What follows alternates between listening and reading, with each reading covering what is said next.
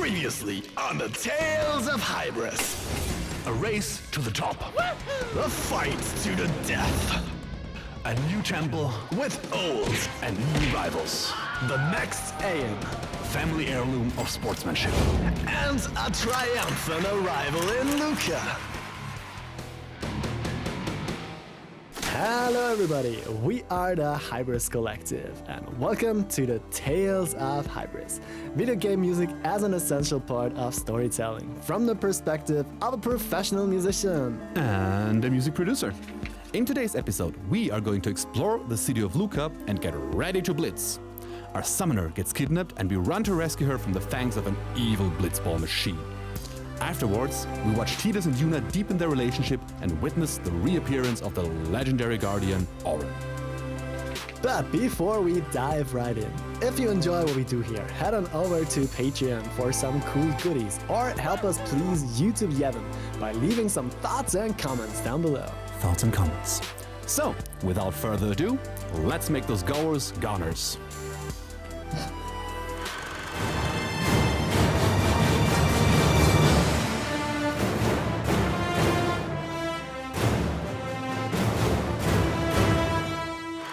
Alright, so after Tidus' great entrance, the Aurochs are kind of happy to have been on the screen for probably the first time in their lives. Likely. And we learn about Maester Micah being a Maester of Yevon and in office for like 50 years already. And Tidus being like, shouldn't he be retired by now? Like, Waka really doesn't like that. No. And we go over to the dock where Maester Micah appears with his ship. So let's go on over to the scene and watch a little bit of it, because the next theme, Great Master, I've got to look into this camera. Great Maester Micah is going to come up, which is another track by Junia Macanor. One thing that I already find interesting, black sails. True. Can't see a thing. It's like a pirate ship. Shh. And there we go. The new theme. Somewhat played within the world? I guess so. I think that's what that's meant to imply. Yep, because I really like how these characters right there actually apparently play the music. We see these weird looking people up here, which we're gonna learn more about in a second. That's a Guado, right? There we go. Literally in a second. Isn't that Maester Seymour? He's gonna be an important character in the story. You can tell by the hair. True. We see the prayer once again. Everybody doing that. Except for Tidus. He actually doesn't do it. So that would be the one thing that he knows. Yeah, but different context. True. And this guy is the Great Maester Micah. People of Spira, I thank you for your generous welcome. I have an old man voice. Rise, Maester Seymour. And all of you as well.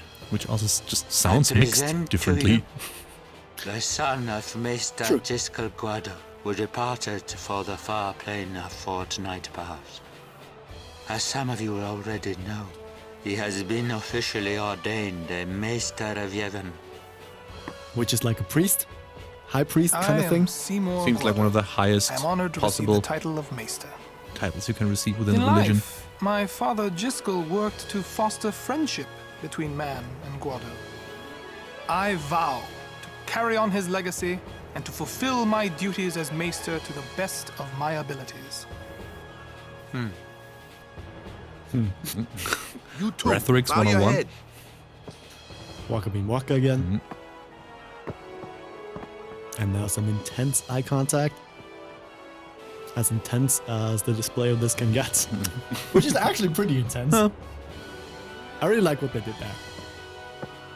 It's a bit weird, but Really it's kind psychs of you good. up, yeah?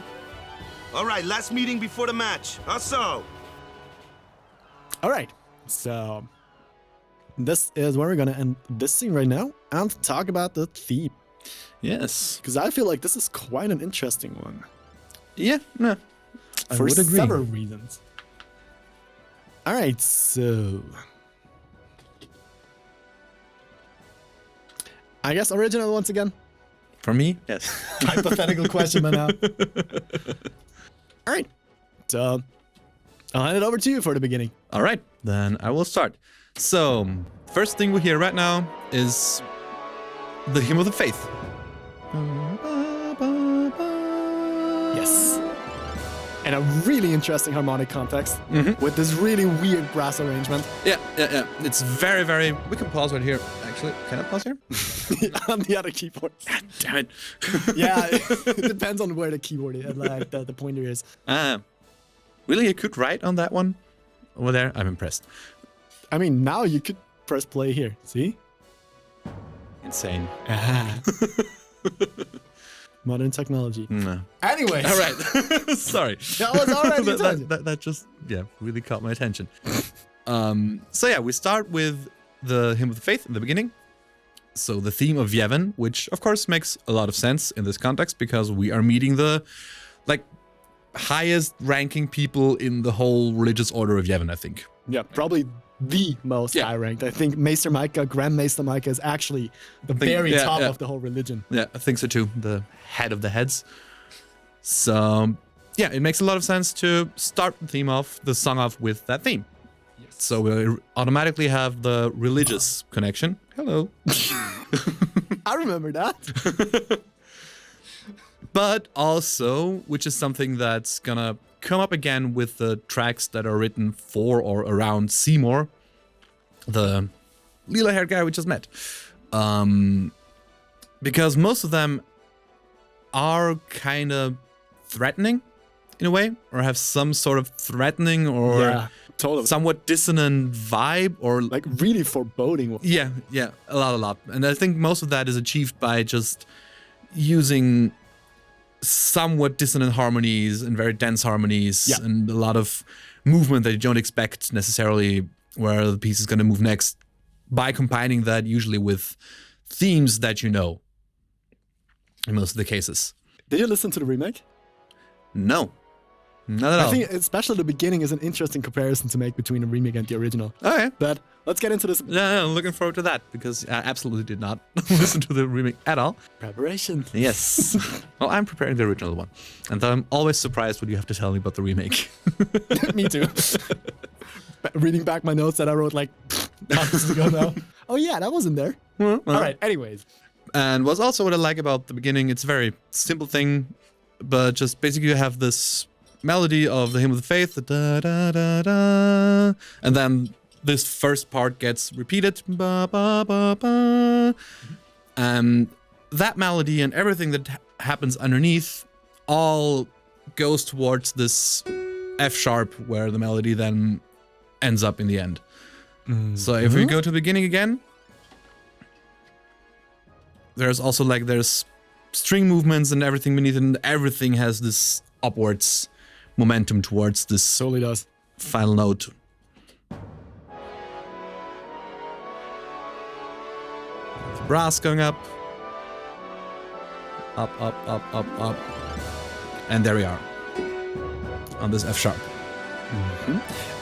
Is the Hymn of the Faith that is stated here in the same key as the other two? No. We're somewhere totally else because I thought so. first one is in that we hear is in D. Yeah, that's basically the main. Yeah, that's one the you hear yeah, everywhere. yeah. That's the one that's used the most often. The one for whale for is in A. And here I think we start on A flat. Interesting. And then again.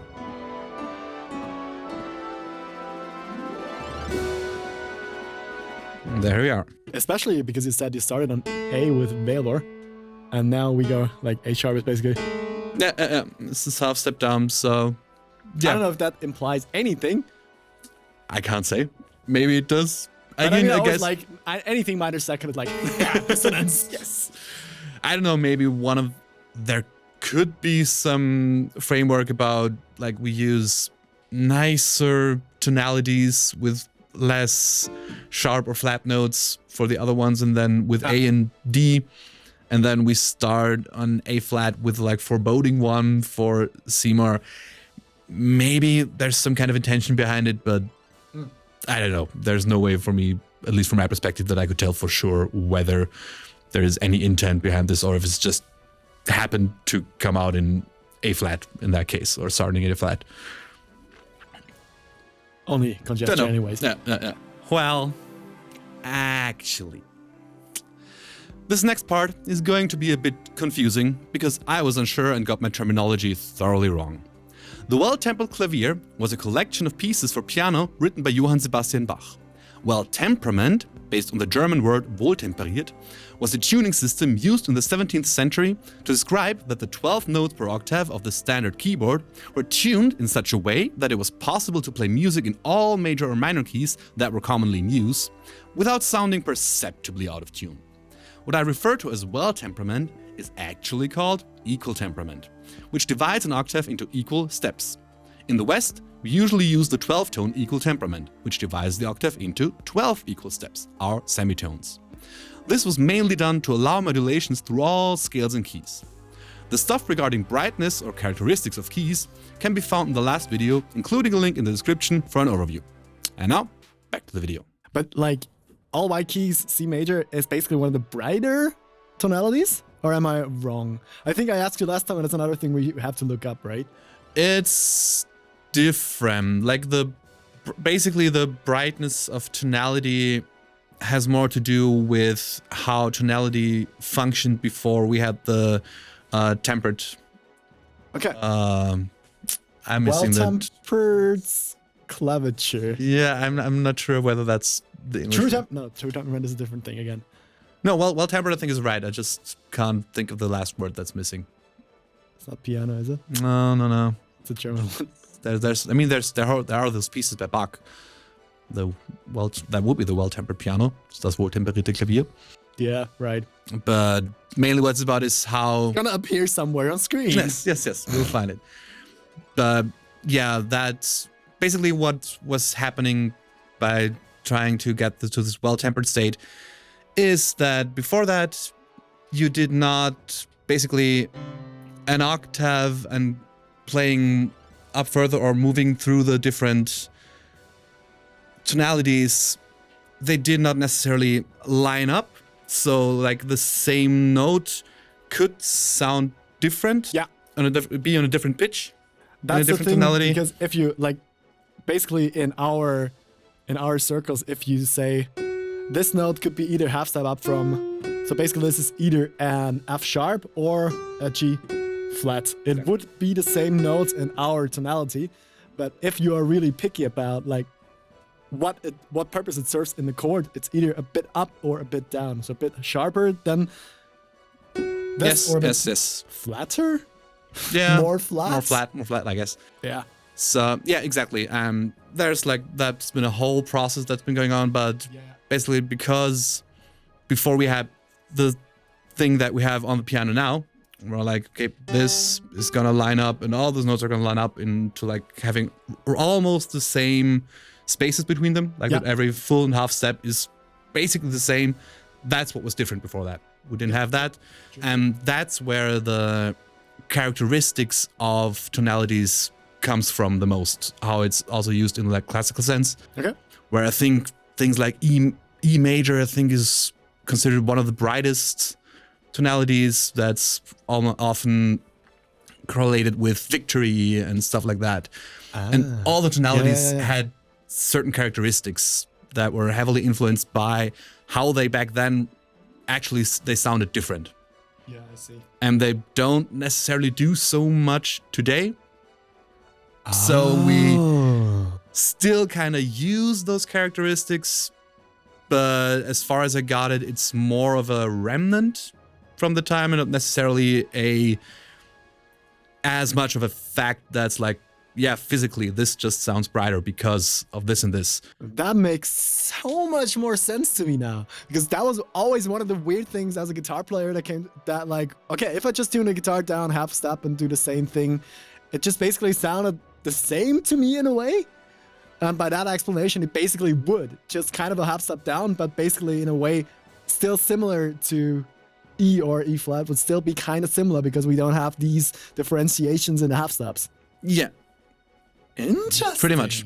So like today, of course, what still influences where you play something is like the instrument itself, like how it sounds in the certain tonality. That can be, yeah. Everything out of tune in the guitar. Right, and I mean, I've just recently I learned from a friend of mine who went to America. He's from America originally. He visited a guitar builder there that just patented a special system where you can, basically the fretboard of the guitar is magnetic and you can just swap it out for one where the frets are just slightly differently tuned. And it's especially made for people that do like Renaissance music, Baroque music, old music, because of exactly what you talked about, that sometimes the third should be, if it's a major chord third, then it should be on the higher end. If it's a minor chord third, the same note should be on the lower end. That's so cool. And with that guitar, basically that's made for people who play that kind of music. So they can just be, okay, I need to pitch this exactly to whatever organ or other strings that are in the strings can pitch themselves. For them, it's like, yeah, just play it higher or lower, just a little bit. But yeah, the guitarist can just be like, okay, so let's take that fretboard. Yeah, that sounds about right. Cool. There you go. How long has the guitar been around and they finally found a system to kind of remedy that? Quite a while. I mean, I think I've seen like Turkish guitars that had like quarter steps in there. So things like that existed, but that's like especially for Turkish music or like the Arabian kind of vibe. Because they also have different steps in there, I guess. Yeah. More than half steps. But Exactly. yeah. That was already a tangent and a half, but that was really interesting. Yeah. That was cool. So So I guess in that case, I'm not too sure whether there is something to say about he started this in A flat because it sounds more ominous, whatever. I don't know. I'm also not fully well versed in how the whole theory for the tonalities really works and what exactly tries to express what. yeah.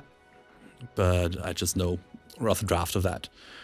So yeah, that was the beginning part of the piece.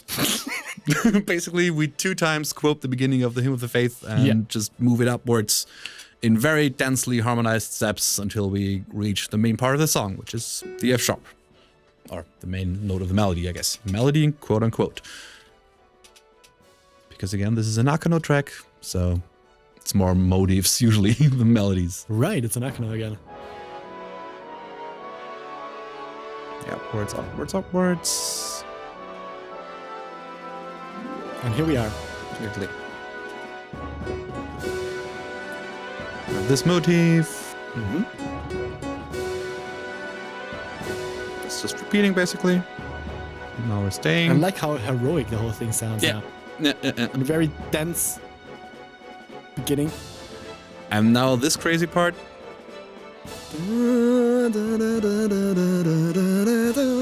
Exactly, we have that That's so cool. kind of melody, and also again a similar string motif to the first part, just a little bit faster. Which one is it? On the A, right? And then Oh, we the move same up. thing yeah, that's another Nakano thing again. Take the chunk, move it upwards. Because it is exactly the same part, right? Pretty much. To me. I And now we're basically arriving It's- at the beginning part again. yes, but a That's- whole step upwards. Yeah. So that part is exactly the same, just moved one whole step up. And then it goes back down again, right? No, I think there just fades, at least in the. Oh, it's a story thing anyways. It only comes up here. Yeah. So Yeah. that would be enough. But the remake already is way longer. Yeah, I just saw Or that. maybe that's just maybe that's just the repeat for the soundtrack. I don't know. Maybe. But yeah, those are the main interesting things. There's some, like, in the B part, or like, let's say the middle part, I'm not 100% sure what's happening, like, chord-wise. That really weird, I guess. That one? Yeah, that one. I mean, yeah. I think it's that. And then I think it's the whole thing moved up a step.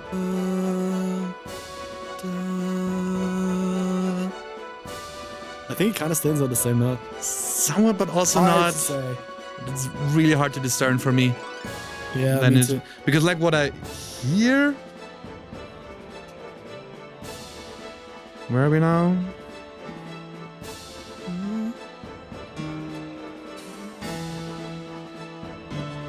And then it goes to that one. I'm not sure. You have the G, the something. I think the F sharp, and the E.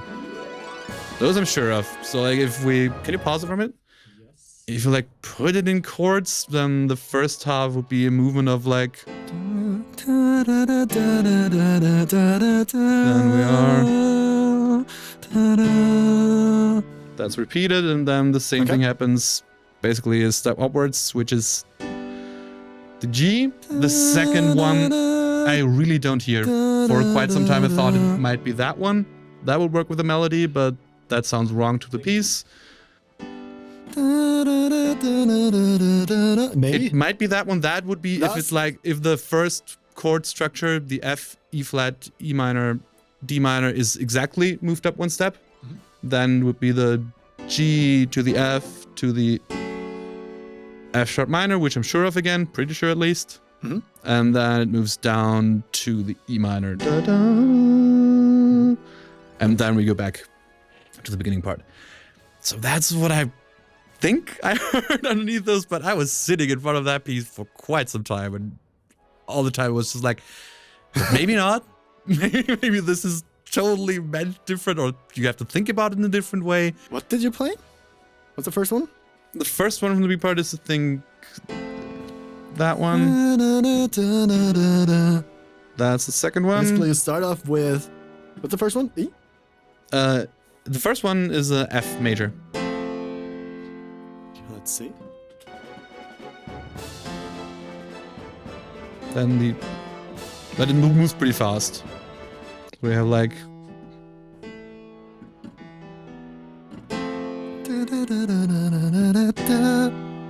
Yeah, but you have one in between. So I think it's like. Really?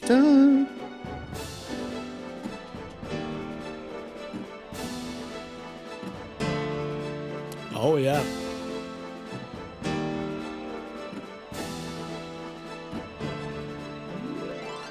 Then.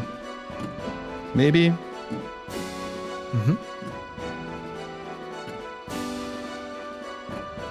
What if you stay on the third one?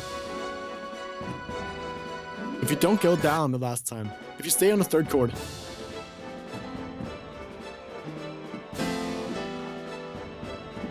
You mean that one? Yep. Don't think so. I really hear the downward movement there. Okay, I have to listen to it more closely and see if I find something. If I find something that sounds different to me, I'm gonna edit it in. No. But I'm just gonna trust you for now, because I didn't analyze it in that direction. Yeah, and the. It's such a weird thing. I mean, basically, there's not that many different chords in the whole piece, because yeah, we did the B part, which likely is just basically one chord movement and then moved up a whole step, and basically the like beginning part and end part without the intro is also same thing, just moved up a whole step. Basically, so because the only thing that's happening in the beginning, I think that should be mainly this. I think it's on the A flat major 7. No, A flat minor 7. That's what I wanted to say. And then moves to this cool one. I'm pretty sure. This has such a like Final Fantasy VII vibe. I mean, you can go to the beginning once more. You can check it out if it lines up, but I think it should. Like without after the intro. I think we should land there.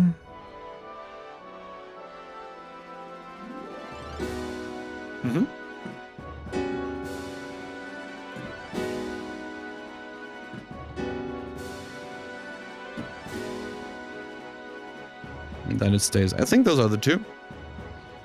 Play the first one. That's the one.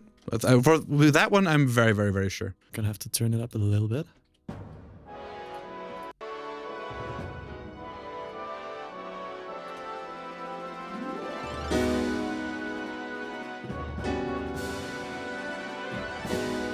Like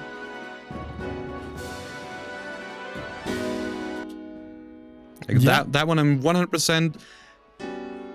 If that's really the G major 7 sharp 11, I'm not sure. That's a chord. But it should be because the theme over, at least the sharp 11 should be in there because the theme over it stays on this. Da, ba, ba, ba, ba. So if it one's over.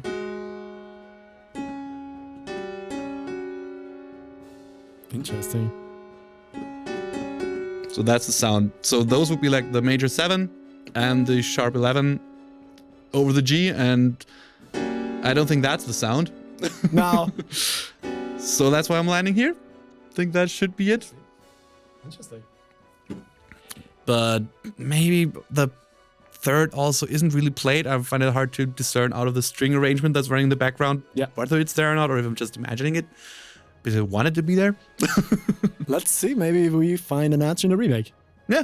I mean, I don't know. This is not like, maybe we find the answer in the remake. Because I really don't know.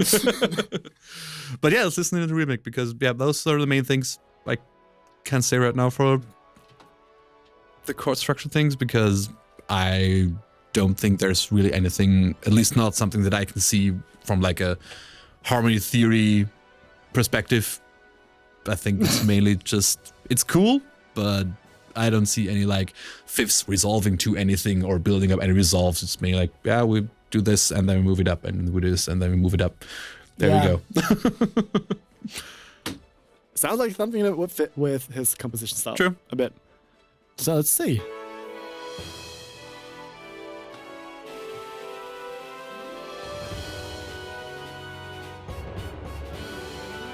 Interesting. That sounds older to me than the original. For some reason. I get what you mean. Nah. I don't know, I think some instruments in the remake for me just sound, at least they sound weirdly MIDI in the brass. I mean, they still are MIDI. Yeah. Still this compared to remake. The original still sounds like a lo-fi. Yeah. I mean, we had that with some other theme. Most of the tracks, I think, like a lot of them mainly sounded like. Do we talk a lot about the original just being like this smaller version of the remake often? Totally. All right, so my notes. First thing you already talked about with the motif kind of thing. Then, yeah, I really like how like dangerous and foreboding the whole thing sounds, but then turning into something more like grandiose than actually dangerous. Yeah. I really like the combination of like these two completely different feelings. Absolutely, and it makes a lot of sense for the scene. Yes, it does. With like Seymour coming down first, and then after, I think Seymour comes down first, right? Yes, he does. And does the prayer. And then Grand Maester comes up because that's basically reflected in the song for me. Where it's just like the part with him with the faith is Seymour coming over the board, and then after him stepping out, the actual Grand Maester is this like, ta, there we are. Oh yeah, that would make sense. Maybe. That would make sense. That would make sense. So yeah, let's listen to the remake a bit. We already have some sparkles in the back.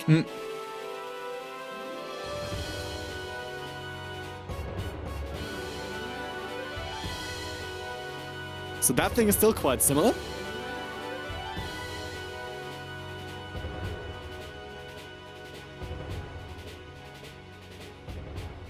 Percussion. Yeah. We have these really weird. What the? Yes. Okay. They're also so quiet. Yeah. Just somewhere, if you really.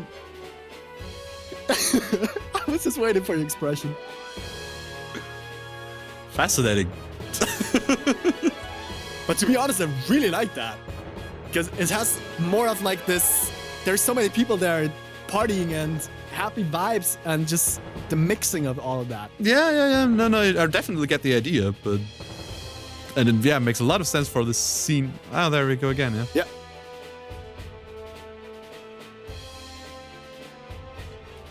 They sound absolutely unrelated at some points. Completely. Like, Is it like polytonality in a way? I guess. Rhythmically, they somehow go in, but like, tonally is just like, what?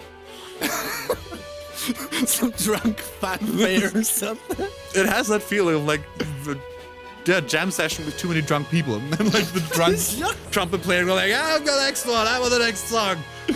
Sure, we can play the next thing. Let's welcome the Grand Maester. Let's have a few more drinks before that. No, I got this. Yes. I can do this, hold my beer. Exactly. Interesting. I love it. Still feel this sounds a bit more collected. This sounds more royal to me.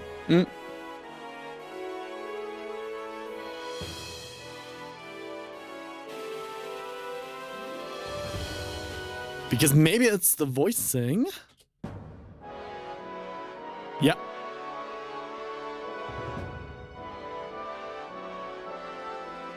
There is this middle dissonance. There's some voice in the middle that makes such big dissonance in the original. Mm-hmm.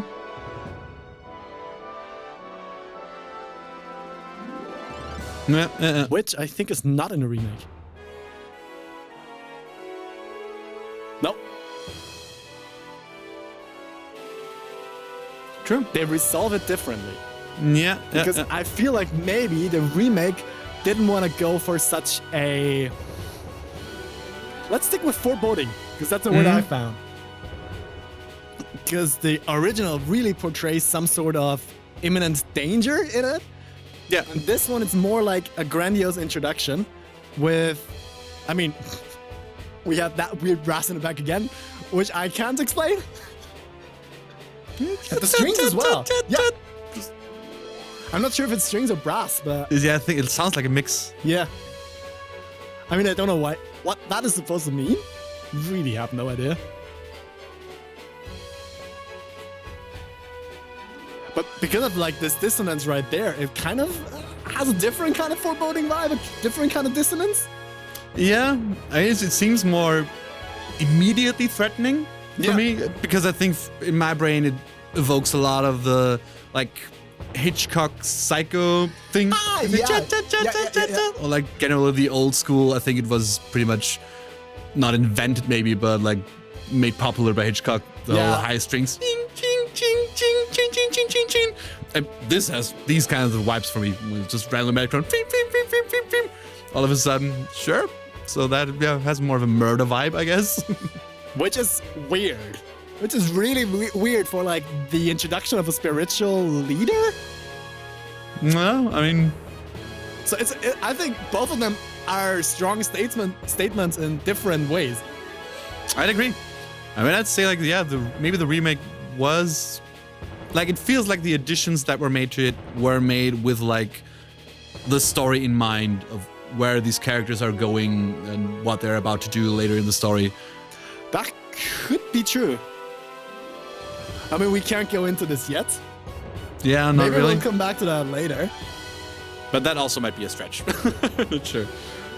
But it could make sense that maybe, since the remake, of course, the whole story was written and the composers or like the ones that remade it, I forgot who it was, but most of them were somehow incorporated in a remaking process of that. I think Hamauzu was the main arranger for the remakes.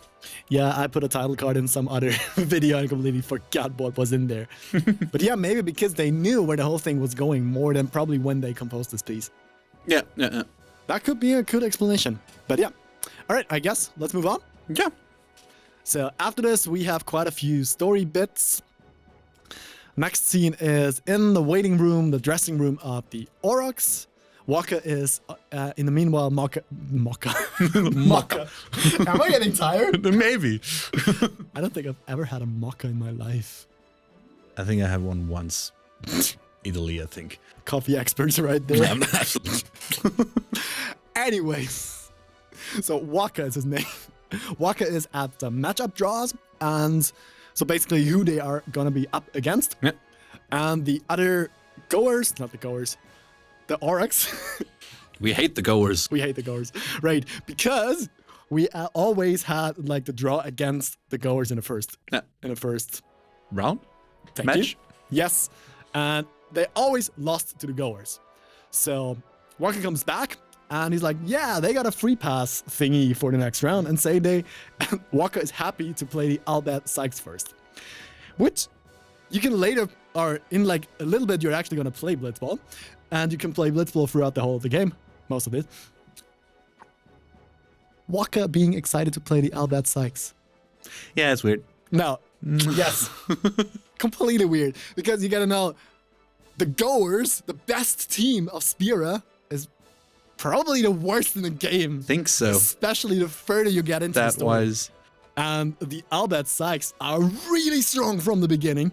Yeah, there. And especially... I think they have the best players throughout the whole game. I mean, especially later. I know that this is going to be a little bit of a tangent, but I played so much of Blitzball that I'm going to go Same. there. Okay, let's see. Because basically, if you just want to like win Blitzball to get like the best weapons and all the achievements you can get from it, you only need one of the psych players, basically, because the psych players have the fastest player in the game, and the AI simply cannot handle a faster player.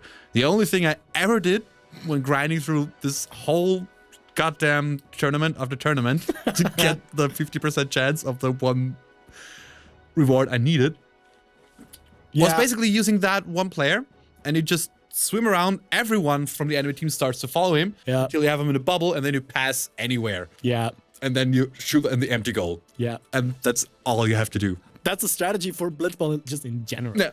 I mean, but with that, it's like it just works perfectly in that case, because nobody can keep with him, and then you have Tidus. You just do the jack shot, which is 99.9% hit chance, I think, from anywhere. Yeah. Feels like, so yeah, that's how you can grind through every goddamn game you have to do. That is true. And it gets very boring. I mean, I liked it. I don't know why. I started liking it again when I started playing the game a bit again, because for some time, literally the only thing I was doing was like, pass to that player, swim around until I have everyone behind me, pass the cheetahs, shoot the goal, rinse and repeat. There you go. Yeah. And at some point I was just like, okay, I'm gonna have to do another tournament because I didn't get the goddamn reward, so let's play it honestly somewhat. But I mean, can't you even cheat the whole thing by actually just waiting when the next tournament, like on a save sphere, wait for the next tournament to happen. If it doesn't have the reward you want, restart. Yeah, you can do something like that. I think I did that. Yeah, possibly. There are ways to optimize it, definitely, to get it faster. I think I just did it the old school way. I think on the next try, I think I was lucky and had everything together I needed. And I was just thankful that in the walkthrough I used to get 100% in the game, they pointed out that strategy, because when I started, I was like, how? This feels like pure luck to me, and I'm not going to be able to grind through this if every win is just pure luck. I figured this out really early. Okay. Because like in kind of early, you're in one of the Albert shops later in the game, or like quite early in the game actually. You find one of the players that are actually really fast. I forgot his name, but I always, Rob, that's his name. I've always got that one, and just that one on the left side. Do exactly what you said with just the left side players, and then pass on to Tidus. And he's just either the sphere shot usually I used, or like the spoiler shot you already mentioned, which we are gonna get into later. True, but yeah. That was my Blitzball tangent. Thank you for that. All right, where were we? Blitzball, right. Albert Sykes.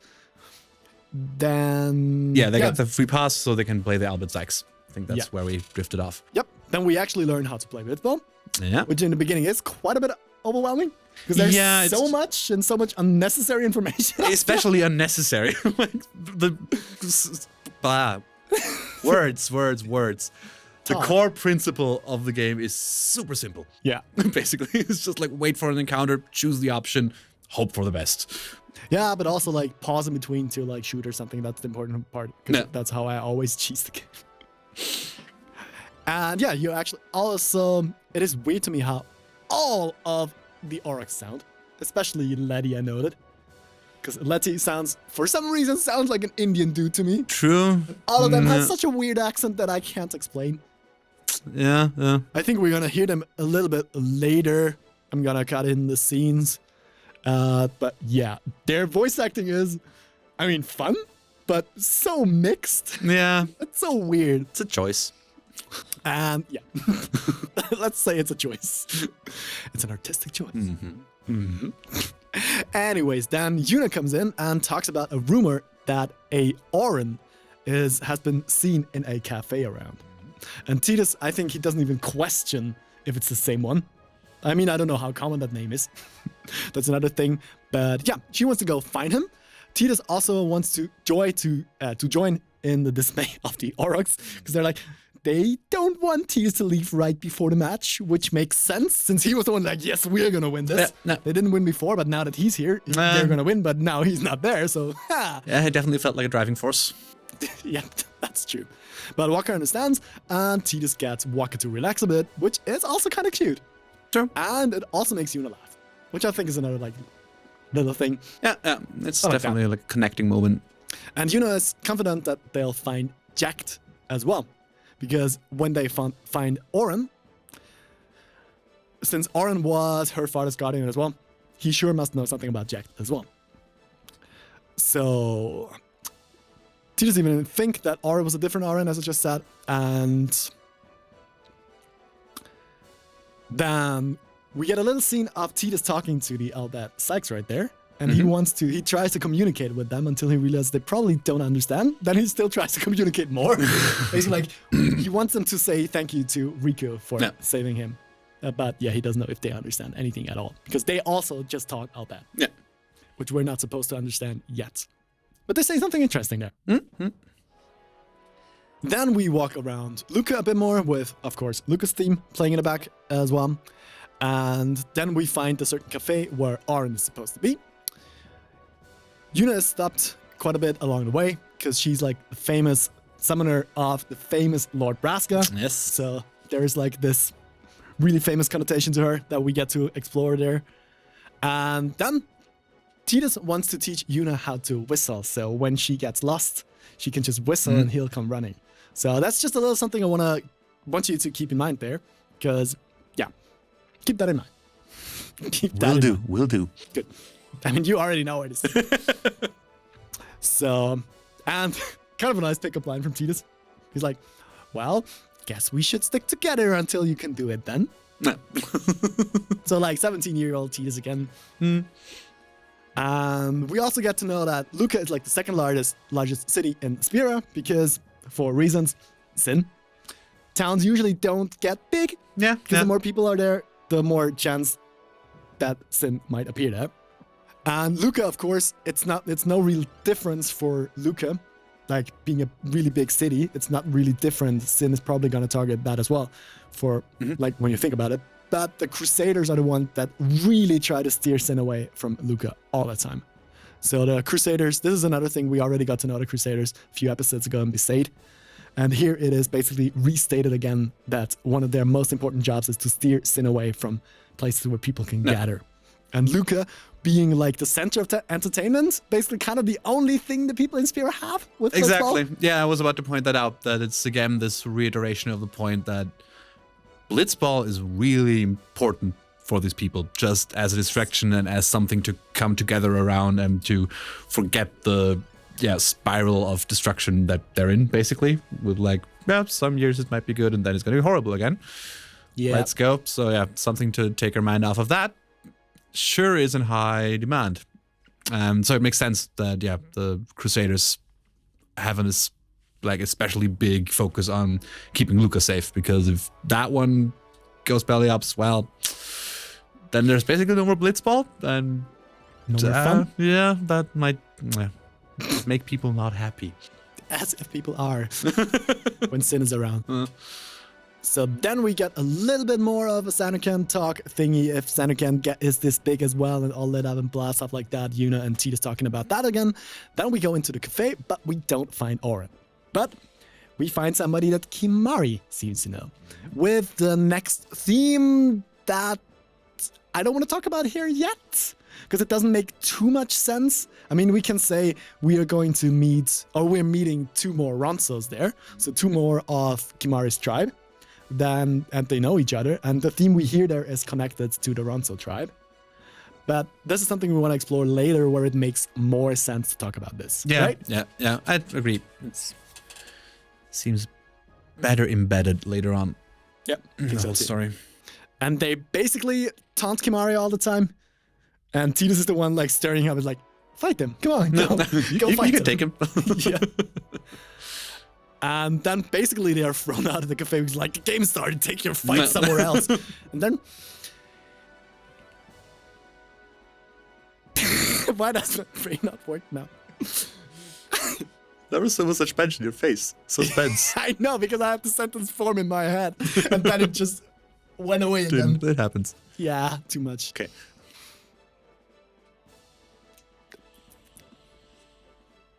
Waiting for suspense. No, I am already in suspense. Just waiting for the release. Fuck! Don't be rude. We can censor it. Yay, more work for me. Anyways, I think the next scene we can actually go and watch again. Because we got a big scene with that Blitzball stadium filling up again. Yes. Which is a cool scene. And we have the Blitzers theme reappear again. Right. Which we had in the beginning of Luca. When we arrived in Luca, right? Yeah, it was there. And when we arrived in Besaid. Yeah. And in Besaid, we had different opinions to what we actually had to the theme in Luca. Yeah. What it represents and which version represents what better. Yep.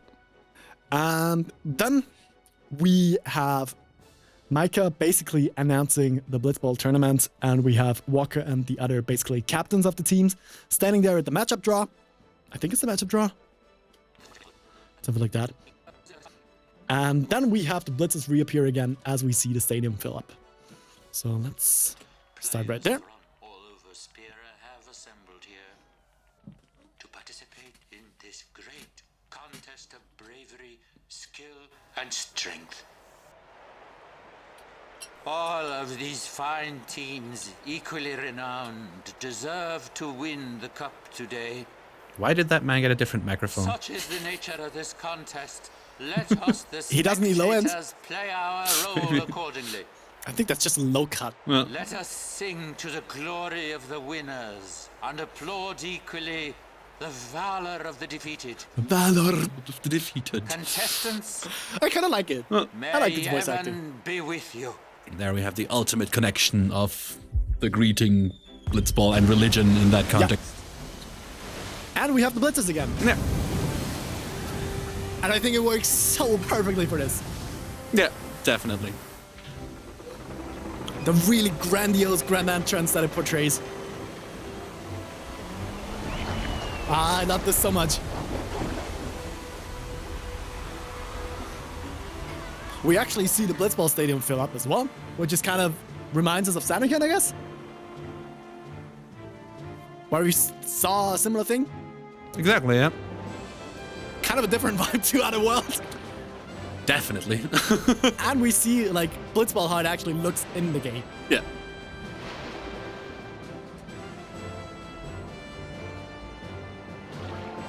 And here basically the Albert Sykes, the ones we play. And yeah, the music, the theme song works really well as like this entrance thing for the teams. How can they actually like kneel on this plate? Yeah. Let's not question the physics of this. No, don't question the physical Blitzball. I think it's very easy to poke holes there. It's fantasy. Yeah, it doesn't matter. It's absolutely true. Kamari, Yuna's gone. And now in the next scene, Danger, danger. yes. Because we have, again, a theme we already talked about, the Leap in the Dark one, which was in probably the second episode, I think, actually. Yeah, that one When was we pretty first early. met Riku and the Albad. It reappears here in like a different context. Because now, Yuna is gone. And we didn't realize that. And one thing that I think here, because we talked about like the Leap in the Dark and like secret maneuvering as the Japanese translation would be. I kind of like the Japanese version here a bit more. Because like secret maneuverings, more than Leap in the Dark. Makes sense, yeah. Because like the secrecy of Yuna being taken away. I like that. Okay, yeah. And yeah, basically we have lost Yuna by now, and we go look for her. And basically like an instant, Lulu comes on over and already knows what happened before we know it while we are there. So I don't know how that works, but she's a mage. Yeah, she's just smart. So smart she can actually like, I don't know. It doesn't really make too much sense. And Yuna got kidnapped by the Albert Sykes. And they want us to basically throw the game. So we don't do that and go on a rescue mission, basically because Tidus is like, they're telling the Aurochs to throw the game as if they needed to. Yeah. It's like, I mean, how good a team can they be? Which is a fair point. Yes. Again, they're the best team in the game. And the Aurochs in the beginning are not. So yeah, and Luna then says that Waka actually said the same thing and that he will take care of the game. And meanwhile, we should go and rescue Yuna. Which we do with the next theme starting. Which I think, let's watch this scene because there is a new theme coming up. Which is another one by Junya Nakano, which is called Decision on the Docks. Or the Japanese version is called Futo no Ketsui, which basically means unwavering determination, inflexible determination, something like that. All right, so let's go into the scene. Let's go. There we go. So basically, as we run around Luca, the theme starts. Plays all around walking through Luca. The Aurochs are keeping the score tied with some And excellent defense, folks. Same time we have the match going on. Waka actually gets beaten up quite a bit in the game. Yep. Oh, Like, he'll there- feel that one in the morning. But the referee doesn't call the foul. Waka's taking a real beating out there. And we have Tidus actually cheering him on then. Still in there. And He Lulu. won't last. Waka's always like that. And my like 12-year-old mind is like, Ouch. is that like a spoiler for Let's Final go. Fantasy X too? Let that sink in. Or not. Better not. Let's go. Alright, and there we have another boss fight thingy because Yuna is on that ship and we go and rescue her. So, since this is a new one, let's go back into Cubase. Yes. I mean, I don't think I have too much to say on this. Same here.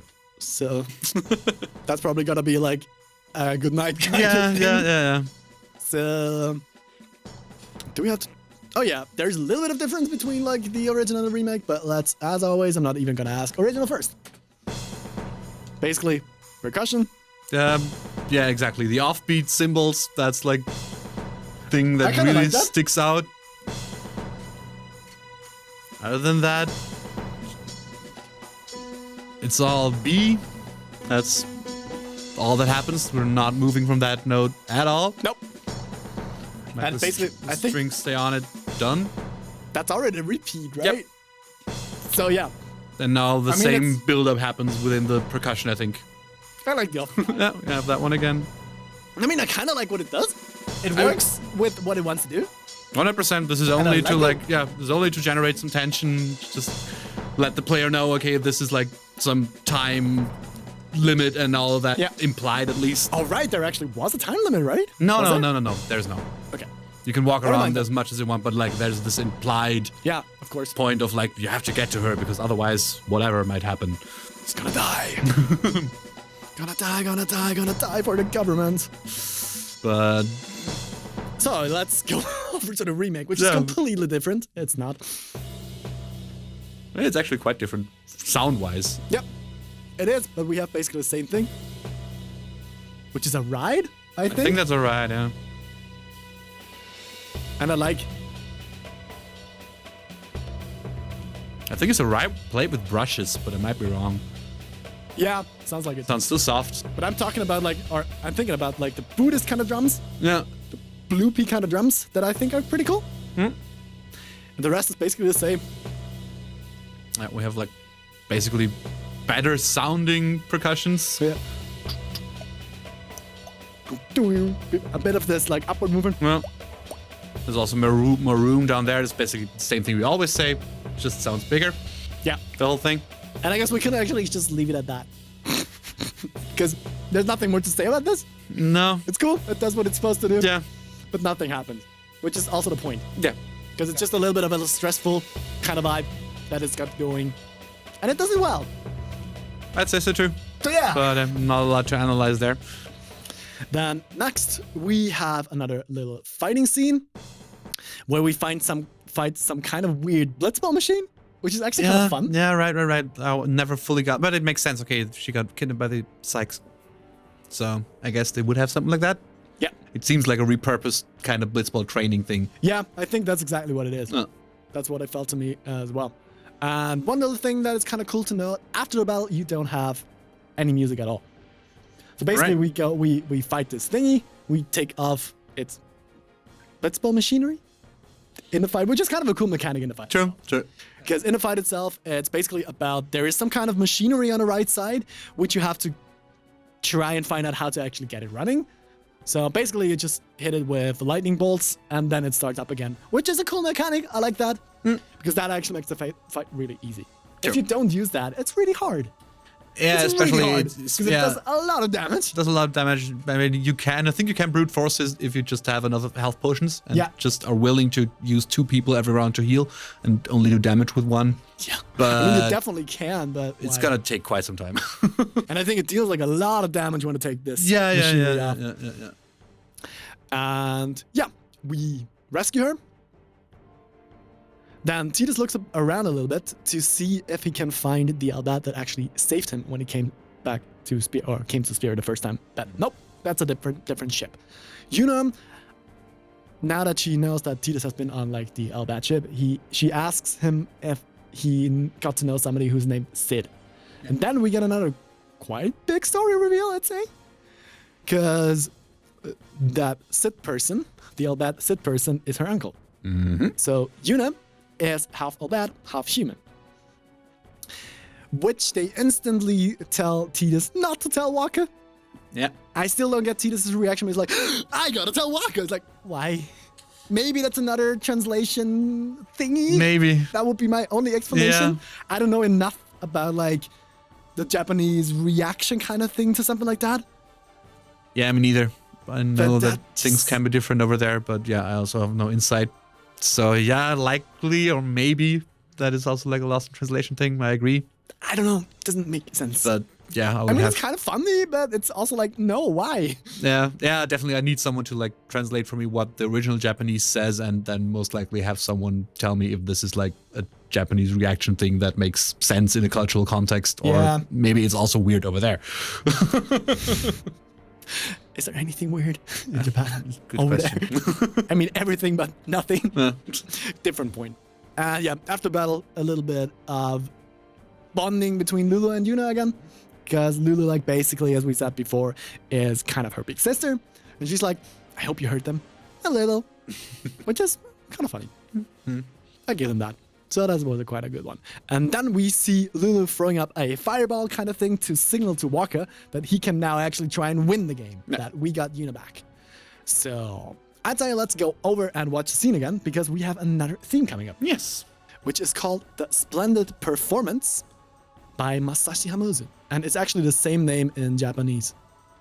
Should I try to pronounce it? You can give it a go. I can correct you. Splendido Performance. I see. I guess. That was my best try.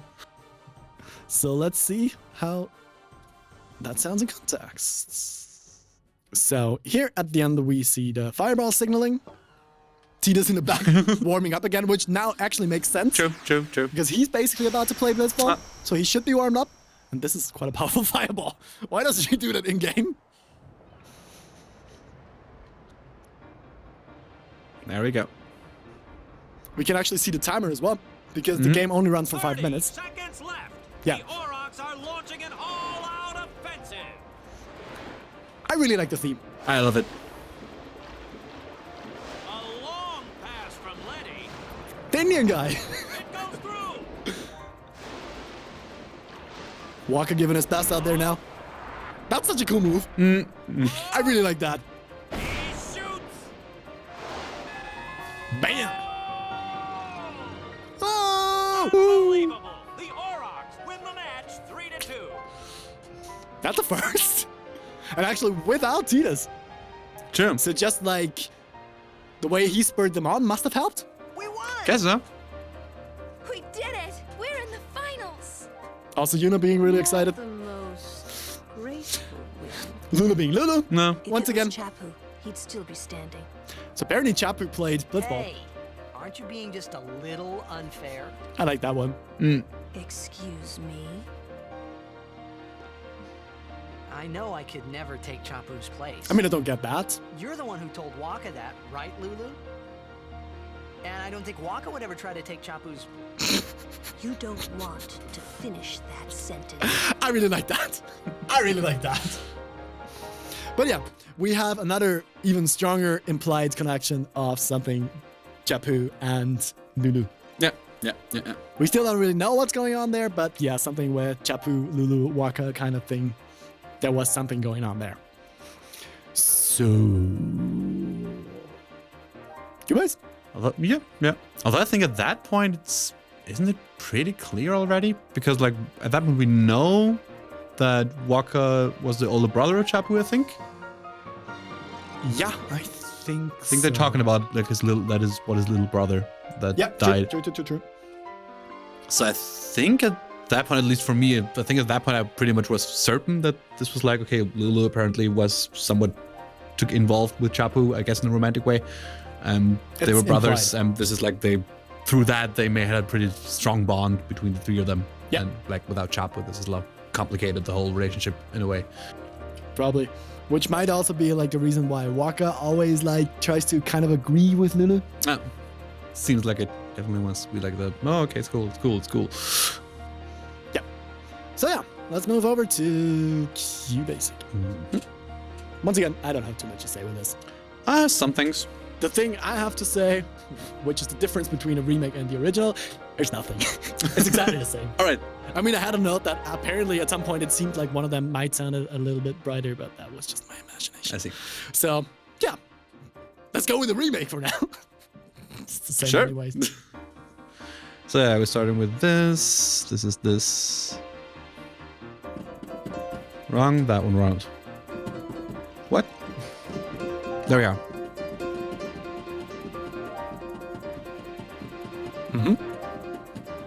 That's just basically for that part running all the way through.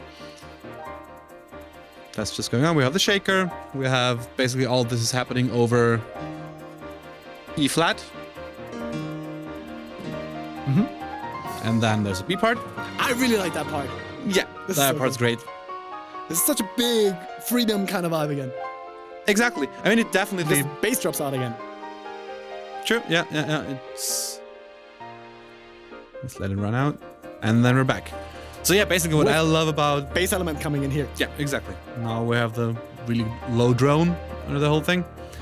So, yeah, what I really like about that is the song just structurally really works for me with the title, like the splendid performance, because it all seems centered around this basically almost piano solo part in the middle that you were talking about that you like so much. Oh. Because this really feels like, we have the start thing, we're in one chord, we're only in this E flat, there's like patterns going on in the right hand, but no melody or anything discernible. And then it goes into this, the part where you said is like this breaking free. For me, it has this really strong implication of now this is a musician in the spotlight. Like this was the moment of the concert that this person was training for, and now it's like, here's your solo part, there you go. And musically also, it just opens up there. There are way more chords moving around pretty quickly.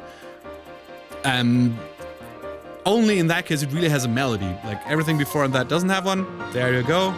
But it also like melody with like a solo touch. Yeah, I can see that. And I like this little 2, 3, 4, 1. Yeah, and then we're back again. So yeah, I really like that part. Because this center part seems to me like this is the splendid performance. This is like the piano player in that case. Yeah. Just be like, okay, here we go. Here's your spotlight. Play your heart out. And now we go back. I like that.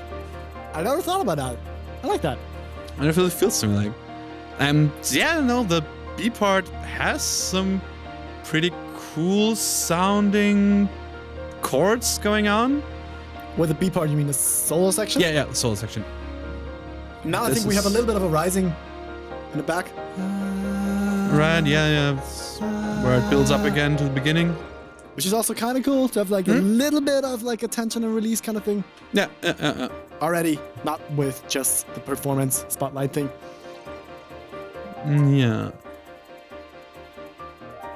So right now I'm trying to figure out whether it makes sense to talk about the chords. So I did transcribe this part of the song to the best of my abilities and then took a look at the chords.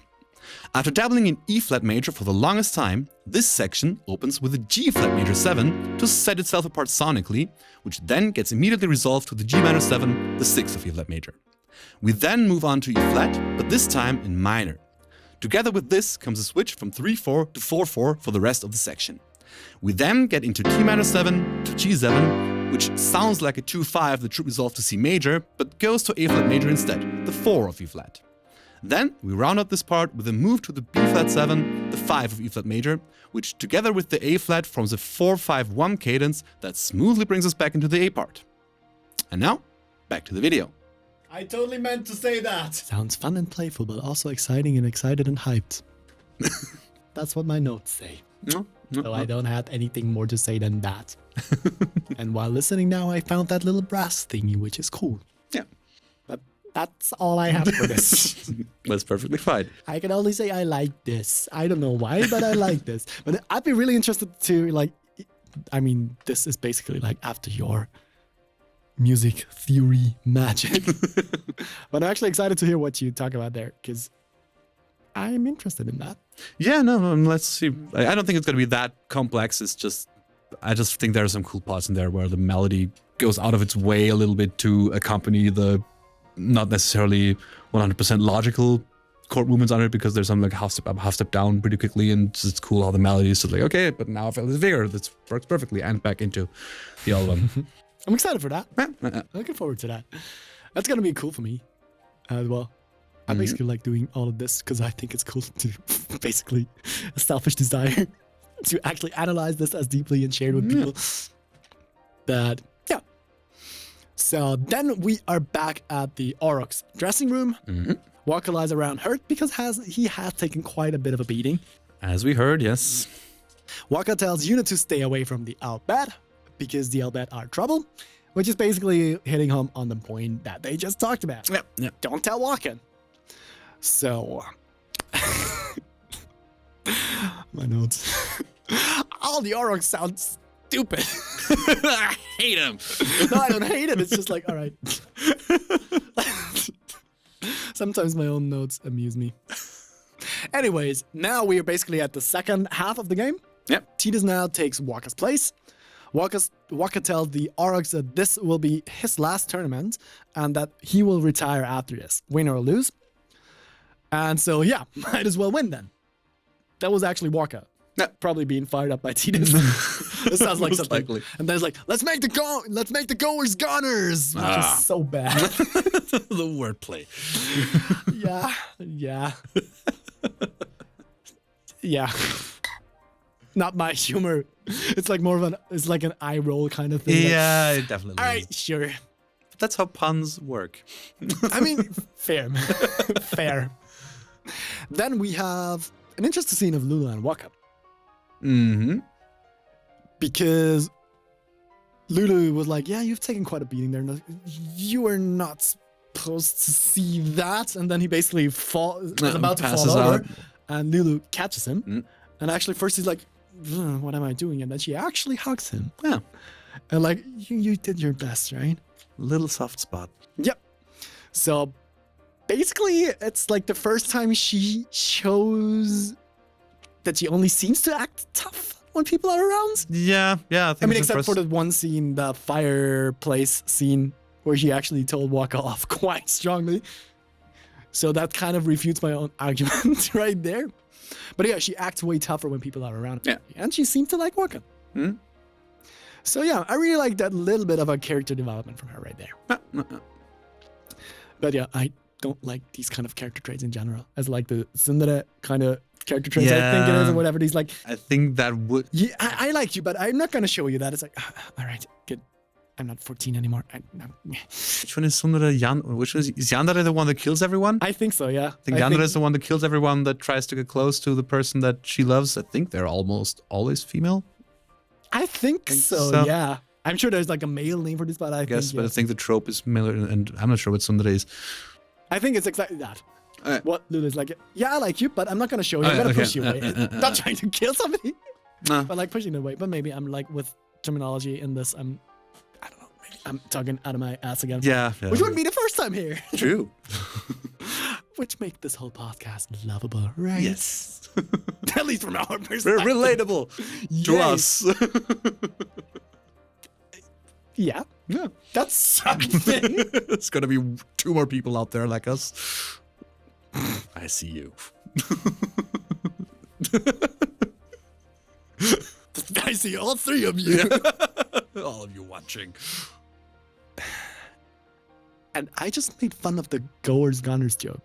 And now I'm doing something like, let's not go there. Karma. Anyways, so before the match starts, the announcer makes fun of the RX once again. Meanwhile, we can actually see Aaron going up the stairs. Really slow. Yeah, he gets the cool guy entrance. Oh yeah, he does. And then the match starts, and you can see the horribly rendered crowd.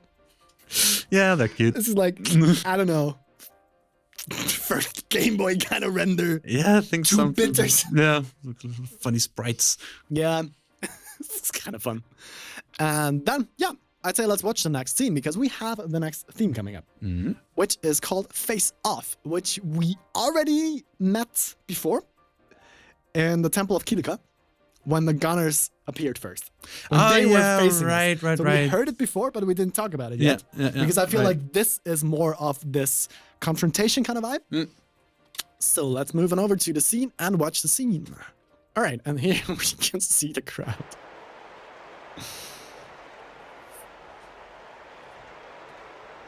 And we are back in the sphere pool again with this theme.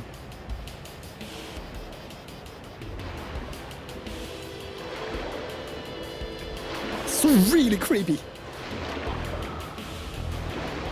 We see the great entrance.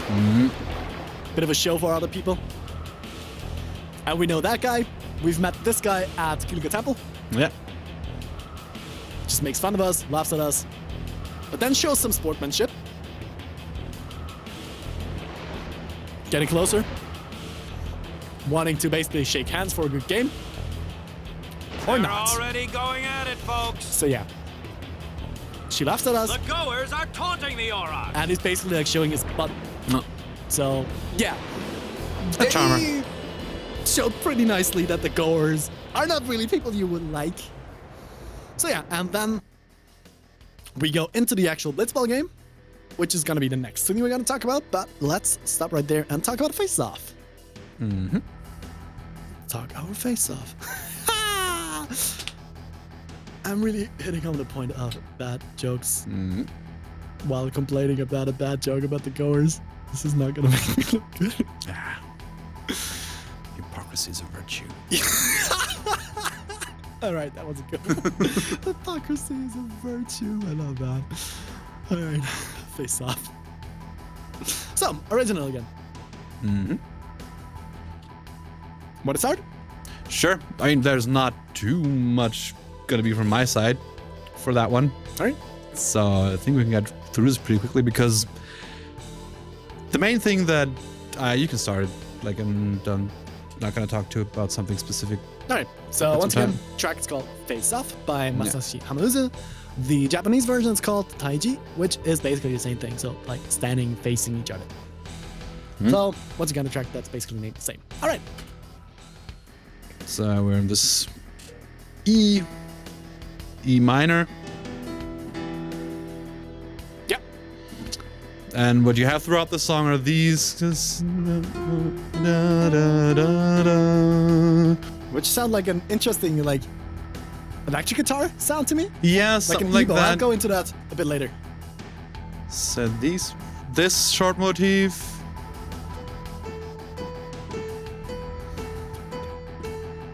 basically a different rhythm again. Yeah, it's 4 over. 4 against 3, right? 1, 2, 3, 4. 1, 2, 3, 4. Yeah, it's 3 over 4, something like that. I think it's 3 against 4. I'd have to count it out, but Yeah.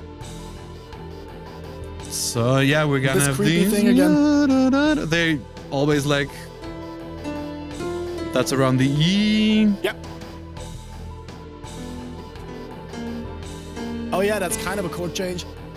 But not really. Like the only thing that really changes is just this motif. This yeah. Yeah. The rest firmly stays in this E throughout the whole song. Which actually makes sense. This is basically an electric guitar song. No. Yeah, the tremolo kind of thing going there. And this dive bomb kind of thing. Yeah. Back into the beginning. So yeah, mainly the only other thing that I recognized or that stood out to me that I like is that how the drums are played / programmed. That usually most of the beats come a bit later. Yeah. Than you would think initially they might be. It's not really a downbeat kind of thing. Yeah. It's like often these. It comes after, just a little bit after. Yeah. Right again. There we go. True. And again, that's a lot of them I would feel earlier. Yeah. True. That's kind of a surprise kind of thing. Yeah. I like that. It's often like the bass drum and the snare hits are often delayed, like on the offbeat or something like that. That's cool. I like that. And it works really well because you have in the guitars and everything this steady. Like there's something keeping the metrum so the drums can be a little more loose, yeah, quote unquote. Yeah. It still works very well together. Also gives it this like heavy feeling. True. But it sounds slower or heavier for me through this like delayed drum thing. We have the hits. All right. 2, 3, 4. 1, 2, 3. 1, 2, 3. I'm just talking threes. That's not in threes. Oh, that's 4. 1, 2, 3, 4. 1, 2, 3, 4. 1, 2, 3, 4. Yeah, it's on the 1 and the 4. That's where the hits are. And there's like the breakdown part almost. With pinch harmonic, whatever that is. Yeah, gets on a harmonic dive bomb. Yep. So yeah, it's a guitar track. It's a cool guitar track with a lot of things that guitars can do. Yep, that's true. And I think it's really interesting that the programmed it like that. It's even like this really creepy part.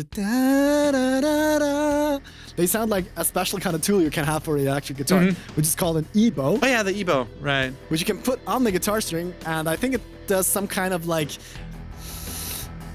electromagnetic field to get the string to vibrate, so you don't have to pick it. It's just gonna have like a constant vibration to actually have something that sounds like a violin to me. Yeah. Which I really, really like. I had one of those and I broke it. I want one again, but they're expensive. I get that. I really like that. But yeah, since we have heard the original quite a bit, let's go to the remake now. Interesting. That's the first time at least the beginning sounds smaller or thinner. But I really like one. Yeah. The snare is a but maybe it's just a bit. Is it maybe a volume thing? I think it is.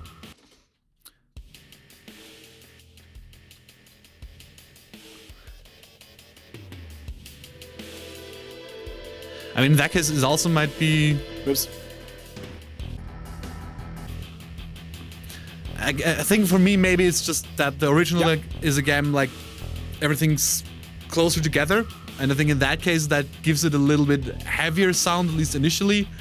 And the remake is just a little more spread out. I think it just sounds as heavy, but since I'm hearing like things here, things here, things here, it's not as this. Yeah. True. And that's the snare sound is really cool. Yeah. Exactly, the cutoff. It's cool. Yes, this is really like gated kind of vibe. Pretty 80s. Yep, in a way it is. Also, and there we have different drums. Yeah. Nope. True. Where's the tom? I think there's a tom group there. There we go. No. So that makes the whole thing, but it sounds so over the top, dramatic and creepy.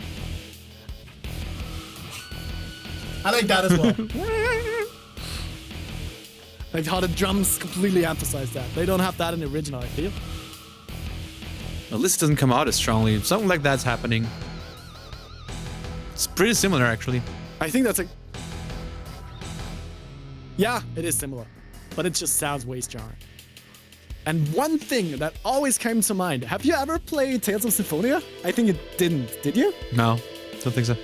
Because this instantly reminded me of the beginning of Tales of Symphonia. Okay. Now that I actually found the track and listened to it once again, it's not that close. But in my mind, in my kid mind, it sounded pretty similar. Well, which would be this track, which is played quite in the beginning. There are certain like weird kind of human monster farm things in Tales of Symphonia. And this is where you're trying to go on a rescue mission to find somebody who is put in there, basically. Okay. So I don't want to get into the story or anything right there, but it always reminded me of this track in a way. We have... Oh, also an E. Maybe that's the thing. No, but I see the similarities. Yeah, because you also have this motif that circles around this one note. Yeah. It's also an E, and you also have this like downbeat heavy bass guitar combo. So yeah, that's what it always reminded me of. I can see that. Just wanted to throw that in there. But yeah, that's it for what I have to say over that. Just a bit over the top for what it portrays. Yeah, I mean, I'd agree. Like so creepy. Yeah, where it is in this game. Yeah, I agree. It's a little much. I mean, I think it's cool, but it's a little much. Yeah, because especially like it's the first time that Blitzball. I mean, I guess it's there because of what basically happens right after the game. I guess that's why they go for this a little bit more foreboding, dangerous maybe vibe. But as it is presented when you see it for the first time in the game, of just these are like the two teams, and okay, they don't like each other, but like how it plays out, this seems like, hey, 3 of 5 people are gonna pull out guns and start shooting each other, or I don't know what. Kinda. But it really has like gangs walking up to each other, and like there's gonna be a shootout. Why do you have like this musical kind of thing in mind now? You're thinking West Side Story, something like that. Yeah, I think it's West Side. Yeah, exactly.